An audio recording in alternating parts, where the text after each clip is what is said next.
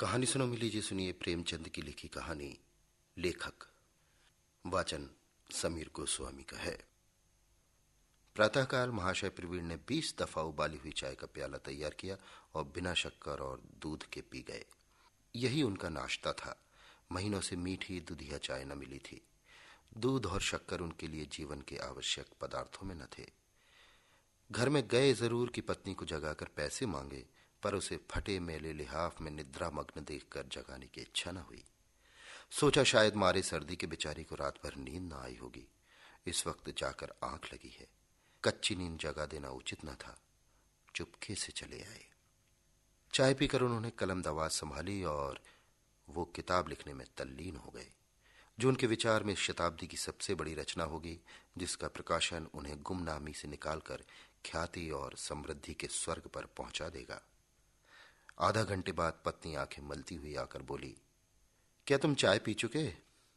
प्रवीण ने सहास्य मुख से कहा, हाँ पी चुका, बहुत अच्छी बनी थी। पर दूध और शक्कर कहां से लाए?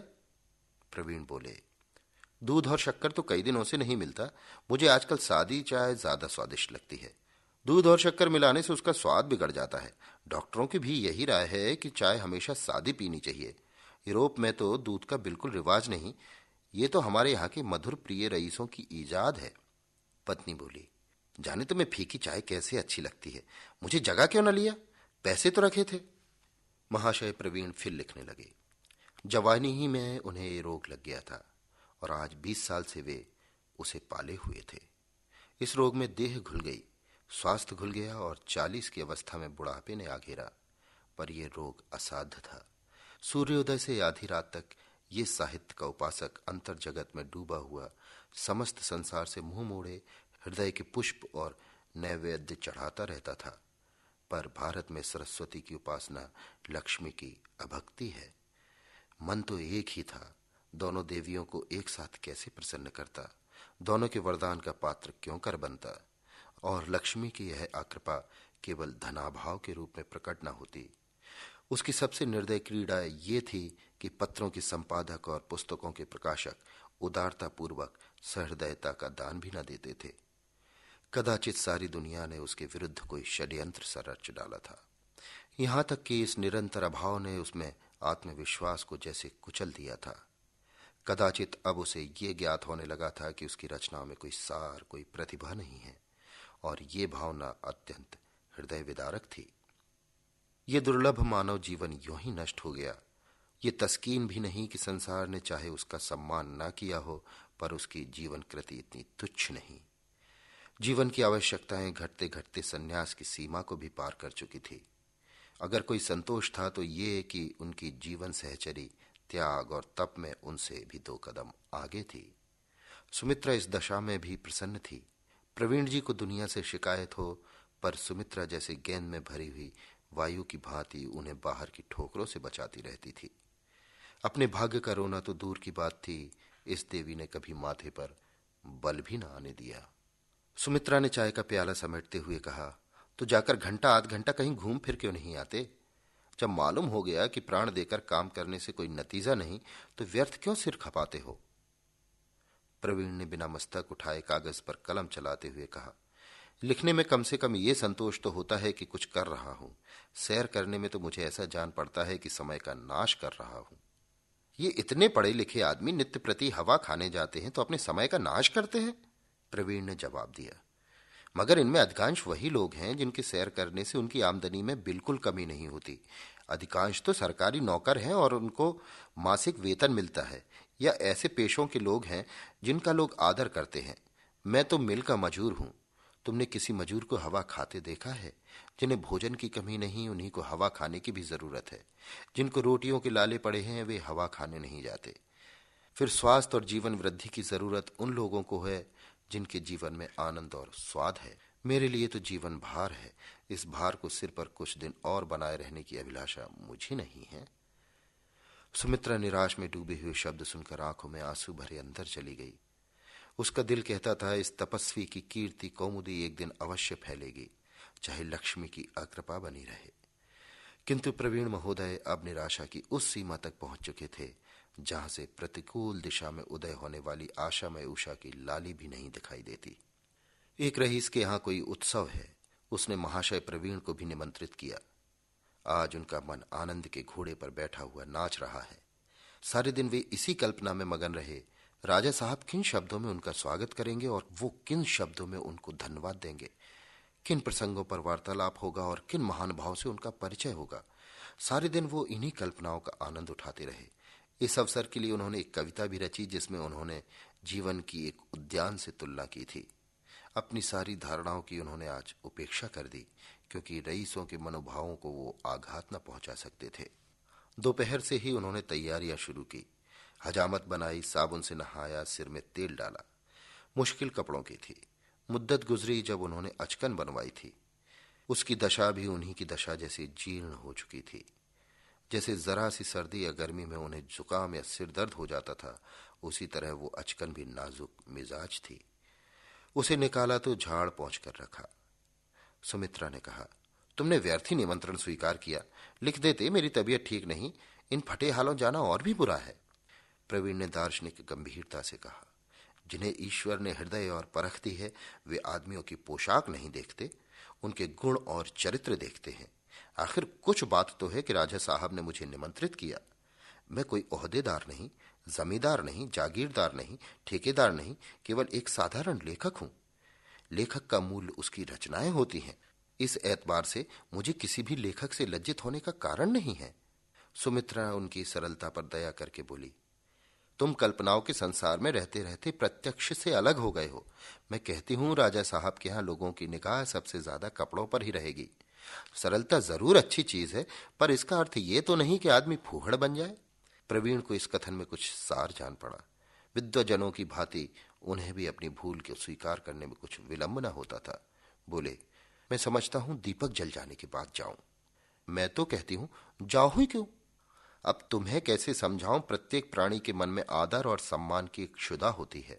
तुम पूछोगी, यह क्षुधा क्यों होती है? इसलिए कि ये हमारे आत्मविकास की एक मंजिल है।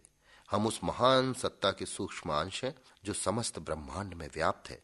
अंश में पूर्व के गुणों का होना लाजमी है। इसलिए कीर्ति और सम्मान, आत्मोन्नति और ज्ञान की ओर हमारी स्वाभाविक रुचि है। मैं इस लालसा को बुरा नहीं समझता। सुमित्रा ने गला छुड़ाने के लिए कहा, अच्छा भाई जाओ, मैं तुमसे बहस नहीं करती, लेकिन कल के लिए कोई व्यवस्था करते आना, क्योंकि मेरे पास केवल एक आना और रह गया है। जिनसे उधार मिल सकता था उनसे ले चुकी, और जिनसे लिया उसे देने की नौबत नहीं आई। मुझे अब और कोई उपाय नहीं सूझता। प्रवीण ने एक क्षण बाद कहा, दो एक पत्रिकाओं से मेरे लेखों के रुपए आने वाले हैं, शायद कल तक आ जाएं, और कल उपवास ही करना पड़े तो क्या चिंता। हमारा धर्म है काम करना, हम काम करते हैं और तन मन से करते हैं। अगर इस पर भी हमें फाका करना पड़े तो मेरा दोष नहीं, मर ही तो जाऊंगा। हमारे जैसे लाखों आदमी रोज मरते हैं। संसार का काम ज्यों का त्यों चलता रहता है। फिर इसका क्या गम कि हम भूखों मर जाएंगे। मौत डरने की वस्तु नहीं। मैं तो कबीर पंथियों का कायल हूं, जो अर्थी गाते बजाते ले जाते हैं। मैं इससे नहीं डरता। तुम ही कहो, मैं जो कुछ करता हूं, इससे अधिक और कुछ मेरी शक्ति के बाहर है या नहीं? सारी दुनिया मीठी नींद सोती है और मैं कलम लिए बैठा रहता हूं। लोग हंसी दिल लगी आमोद प्रमोद करते रहते हैं। मेरे लिए वो सब हराम है। यहां तक कि महीनों से हंसने की नौबत नहीं आई। होली के दिन भी मैंने तातील नहीं मनाई। बीमार भी होता हूं तो लिखने की फिक्र सिर पर सवार रहती है। सोचो, तुम बीमार थे और मैं वैद्य के यहां जाने के लिए समय न पाता था। अगर दुनिया नहीं कदर करती तो ना करे। उसका प्रकाश फैलता है या उसके सामने कोई ओट है, उसे इससे प्रयोजन नहीं। मेरा भी ऐसा कौन सा मित्र, परिचित या संबंधी है जिसका मैं आभारी नहीं। यहां तक कि अब घर से निकलते शर्म आती है। संतोष इतना ही अच्छा है कि लोग मुझे बदनीयत नहीं समझते। मेरी कुछ अधिक मदद ना कर सकें, पर उन्हें मुझसे सहानुभूति अवश्य है। मेरी खुशी के लिए इतना ही काफी है कि आज वो अवसर तो आया है कि एक रईस ने मेरा सम्मान किया। फिर सहसा उन पर एक नशा सा छा गया। गर्व से बोले, नहीं, अब मैं रात को न जाऊंगा। मेरी गरीबी अब रुसवाई की हद तक पहुंच चुकी है। उस पर पर्दा डालना व्यर्थ है। मैं इसी वक्त जाऊंगा। जिसे रईस और राजे आमंत्रित करें, वो कोई ऐसा वैसा आदमी नहीं हो सकता। राजा साहब साधारण रईस नहीं है। वो इस नगर के ही नहीं, भारत के विख्यात रईसों में है। अगर अब भी कोई नीचा समझे तो वो खुद नीचा है। संध्या का समय है। प्रवीण जी अपनी फटी पुरानी अचकन और सड़े हुए जूते और बेढंगी सी टोपी पहने घर से निकले। खामखा बागड़ उचक्के से मालूम होते थे।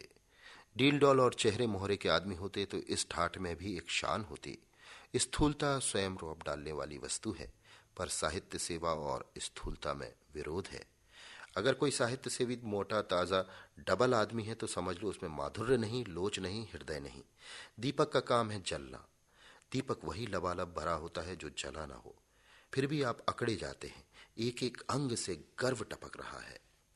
यूं घर से निकलकर वो दुकानों से आंखें चुराते गलियों से निकले जाते थे, पर आज वो गर्दन उठाए उनके सामने से जा रहे हैं। आज वो उनके तकाजों का दंदा शिकन जवाब देने को तैयार हैं, पर संध्या का समय है, हर एक दुकान पर ग्राहक बैठे हुए हैं, कोई उनकी तरफ नहीं देखता। जिस रकम को वो अपनी हीन अवस्था में दुर्विचार समझते थे, वो दुकानदारों की निगाह में इतनी जोखिम न थी कि जाने पहचाने आदमी को सरे बाजार टोकते, विशेषकर जब वो आज किसी से मिलने जाते हुए मालूम होते थे। प्रवीण ने एक बार सारे बाजार का चक्कर लगाया पर जी न भरा। तब दूसरा चक्कर लगाया पर वो भी निष्फल। तब वो खुद हाफिज समद की दुकान पर जाकर खड़े हो गए। हाफिज जी बिसाते का कारोबार करते थे। बहुत दिन हुए प्रवीण इस दुकान से एक छतरी ले गए थे और अभी तक दाम न चुका सके थे। प्रवीण को देखकर बोले, महाशय जी, अभी तक छतरी के दाम नहीं मिले। ऐसे 150 ग्राहक मिल जाए तो दिवाला ही हो जाए। अब तो बहुत दिन हुए। प्रवीण की बाछें खिल गईं, दिली मुराद पूरी हुई। बोले, मैं भूला नहीं हाफिज जी, इन दिनों काम इतना ज्यादा था कि घर से निकलना मुश्किल था। रुपए तो नहीं हाथ आते, पर आपकी दुआ से कदर शिनासों की कमी नहीं। 2-4 आदमी घेरे ही रहते हैं। इस वक्त राजा साहब अजी वही जो नुक्कड़ वाले बंगले में रहते हैं, उन्हीं के यहां जा रहा हूं। दावत है, रोज ऐसा कोई ना कोई मौका आता ही रहता है। हाफिज समद प्रभावित होकर बोला, अच्छा, आप राजा साहब के यहां तशरीफ ले जा रहे हैं? ठीक है, आप जैसे बाकमालों का कदर रईस ही कर सकते हैं, और कौन करेगा। सुभान अल्लाह, आप इस जमाने में यकता हैं। अगर कोई मौका हाथ आए तो गरीब को न भूलिएगा। राजा साहब की अगर इधर निकाह हो जाए तो फिर पूछना क्या। एक पुराना बिसाता तो उन्हीं के लिए चाहिए। 2.5-3 लाख सालाना आमदनी है। प्रवीण को 2.5-3 लाख कुछ तुच्छ जान पड़े। जबानी जमा खर्च है तो 10-20 लाख कहने में क्या हानि। बोले, 2.5-3 लाख? आप तो उन्हें गालियां देते हैं। उनकी आमदनी 10 लाख से कम नहीं। एक साहब का अंदाज तो 20 लाख का है। इलाका है, मकानात हैं, दुकानें हैं, ठीका है, अमानती रुपए हैं, और फिर सबसे बड़ी सरकार बहादुर की निगाह है। हाफिज ने बड़ी नम्रता से कहा, ये दुकान आप ही की है जनाब, बस इतनी ही अरज है। अरे मुरादी, जरा 2 पैसों के अच्छे से पान तो बनवा ला आपके लिए। आइए आइए, 2 मिनट बैठिए, कोई चीज पसंद हो तो दिखाऊं, आपसे तो घर का वास्ता है। प्रवीण ने पान खाते हुए कहा, इस वक्त तो माफ करिए, वहां जरा देर होगी, फिर कभी हाजिर हूंगा। यहां से उठकर वो एक कपड़े वाले की दुकान के सामने रुके। मनोहर दास नाम था। इन्हें खड़े देखकर आंखें उठाई। बेचारा इनके नाम को रो बैठा था। समझ लिया शायद इस शहर में है ही नहीं। समझा रुपए देने आए हैं। बोला, भाई प्रवीण जी, आपने तो बहुत दिनों से दर्शन ही नहीं दिए। रुक्का कई बार भेजा मगर प्यादे को आपके घर का पता न मिला। मुनीम जी, जरा देखो तो आपके नाम क्या है। प्रवीण जी के प्राण तकाजो सूख जाते थे, पर आज वो इस तरह खड़े थे मानो कोई कवच धारण कर लिया है जिस पर किसी अस्त्र का आघात नहीं हो सकता। बोले, जरा इन राजा साहबों के यहां से लौट आऊं तो निश्चित होकर बैठूं, इस समय जल्दी में हूं। राजा साहब पर मनोहर दास के कई हजार रुपए आते थे, फिर भी उनका दामन न छोड़ता था। 1 के 3 वसूल करता था। उसने प्रवीण जी को ऊंची श्रेणी में रखा, जिसका पेशा रईसों को लूटना है। बोला, पान तो खाते जाइए महाशय, राजा साहब दिन के हैं, हम तो 12 मास के हैं भाई साहब। कुछ कपड़े दरकार हो तो ले जाइए। अब तो होली आ रही है, मौका हो तो राजा साहब के खजांची से कहिएगा, पुराना हिसाब बहुत दिन से पड़ा हुआ है, अब तो सफाई हो जाए।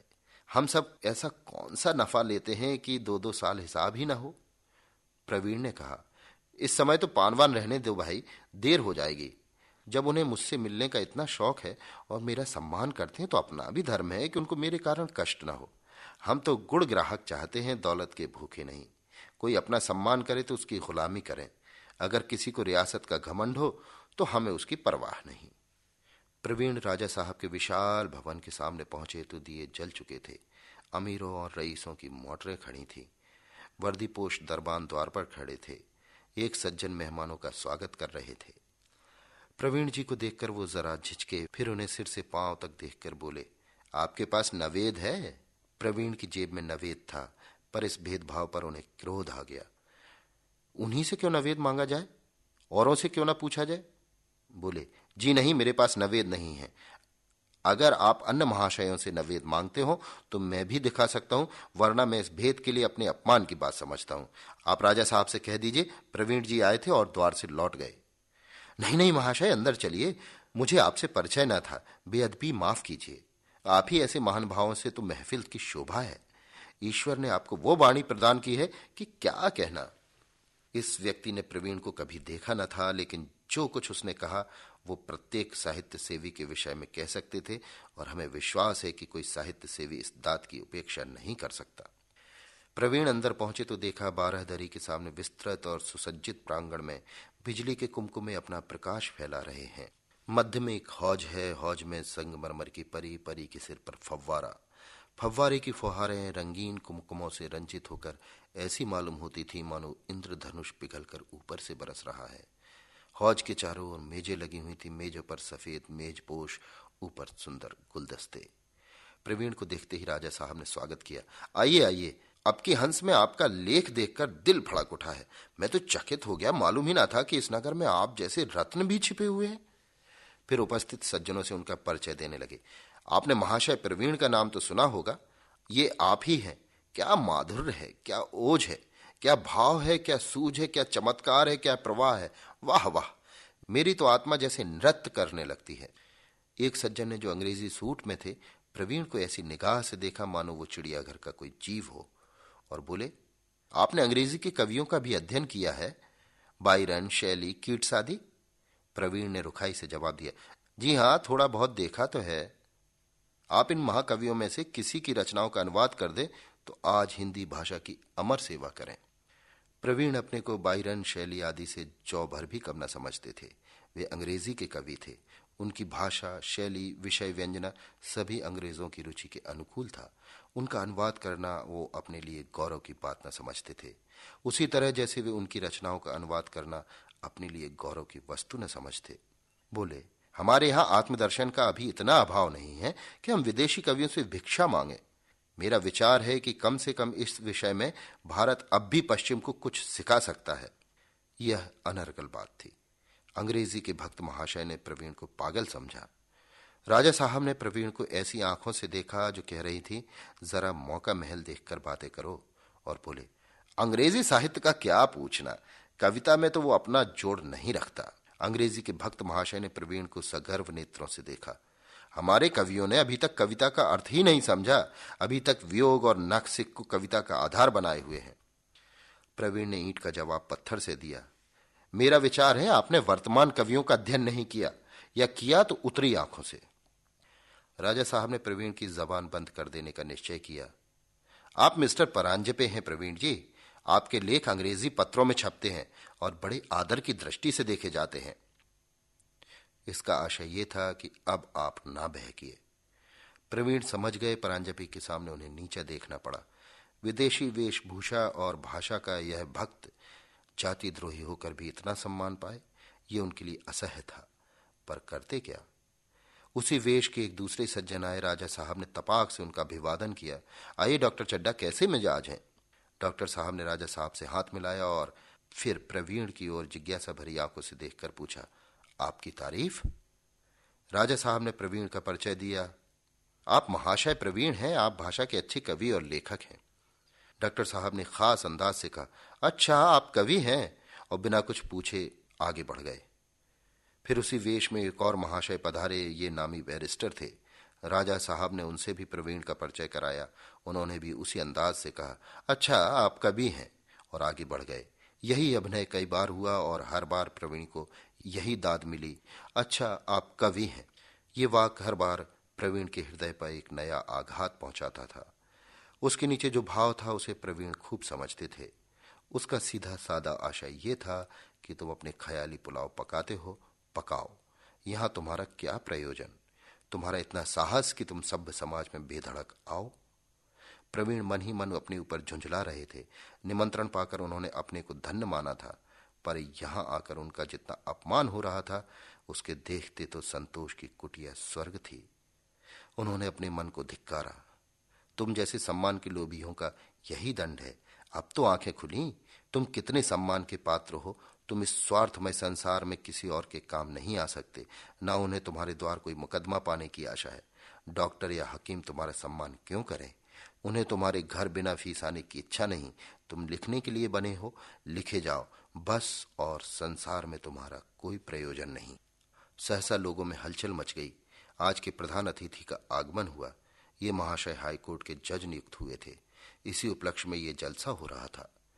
राजा साहब ने लपक कर जल्द हाथ मिलाए और आकर प्रवीण से बोले, आप अपनी कविता तो लिख ही लाए होंगे।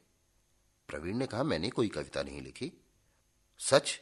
तब तो तुमने गजब ही कर दिया।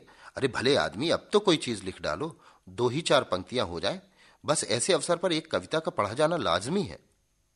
मैं इतनी जल्दी कोई चीज नहीं लिख सकता। मैंने व्यर्थ ही इतने आदमियों से आपका परिचय कराया। बिल्कुल व्यर्थ।